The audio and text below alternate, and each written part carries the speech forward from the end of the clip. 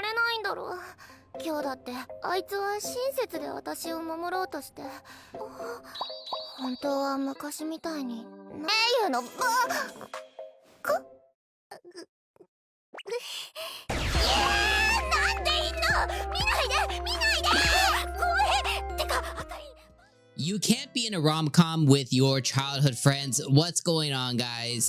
So let's talk about episode number 2. This one completely just ruined all of the funsies I was having with this show. And episode 2, guys, was super freaking boring. And I think that's the thing that really sucks. Now, don't get me wrong. At the end of the episode, there were some cute moments where the two main girls, at least so far, right? We know there's 4 girls total, but 𝐒𝐲 and 𝐼𝐴 we're kind of gal palling, where 𝐒𝐲 was trying to kind of like figure out, okay, does 𝐼𝐴 actually like does she actually like 𝐒𝐚𝐧𝐧𝐞𝐥, right? Does she actually like him?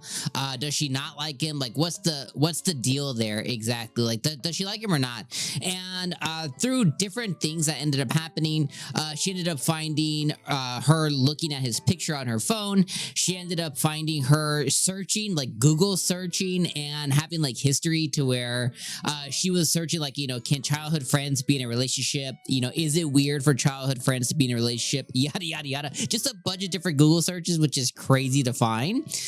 And then ultimately she ends up with kind of like going against her what do you call it, like closet or whatever, and a bunch of different photos end up coming out, and a bunch of photos end up dropping out to where they're all pictures of her and 𝐒𝐚𝐧𝐽 when they were kids and younger, and basically like voyeur photos of 𝐒𝐚𝐧𝐽 and stuff, which was just really hilarious to find. So I do want to acknowledge that ending piece of the episode where 𝐼𝐴 and 𝐒𝐲 were kind of girling out was actually really funny, because 𝐼𝐴 just kind of getting caught up in her lies.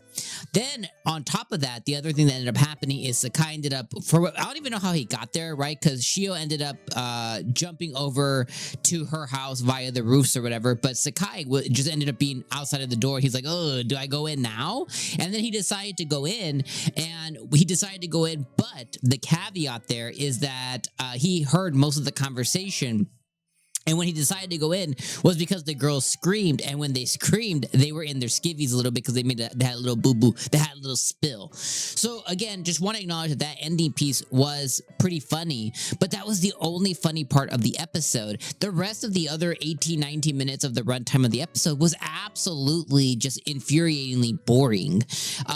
There was a moment where 𝐒𝐚𝐧𝐽 was on the bus with 𝐒𝐲, and they shared a cute little moment or whatever, and you know, they hugged up against each other, and then 𝐒𝐲 ended up breaking.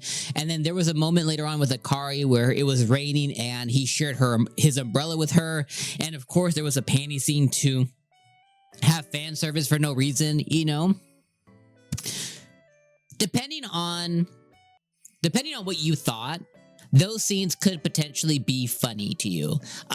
Those scenes, I feel like we saw them already in episode number 1. So to me, it was kind of like rehashing the same thing, right? 𝐼𝐴 falling over and showing her teddy bear underwear, right? That happened last episode already.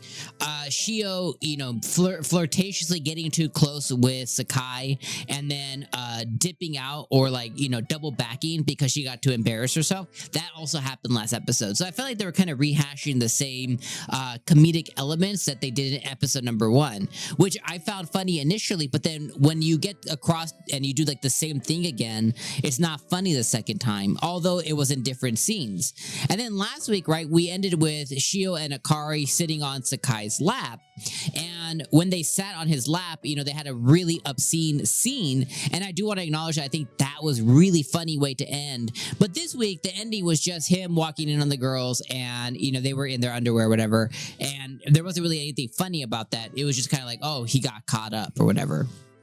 So my main issue right now is most of the episode was pretty boring, you know, and I think that's going to be a big strike on it. And then the other thing on top of it was, it seems like they're just kind of redoing the same tropes. So it seems like he's going to continually find himself in precarious situations with the girls, never kind of committing, or the show's never going to commit to them going all the way in any of them, right? Like, he's like, it showed a preview of next week with him falling on 𝐒𝐲. I don't believe it any way, shape, or form they're actually gonna kiss. So, but they want you to think like, oh, will they? Will they kiss? Maybe they will. And it's like, well, they probably won't, right? Like they're gonna end up getting busted by Akari, or what they'll end up doing next week is there's 2 more girls that are gonna be introduced, which is the purple hair girl, and then like a maroon hair color girl, which they show in the ED or the OP, one of the two.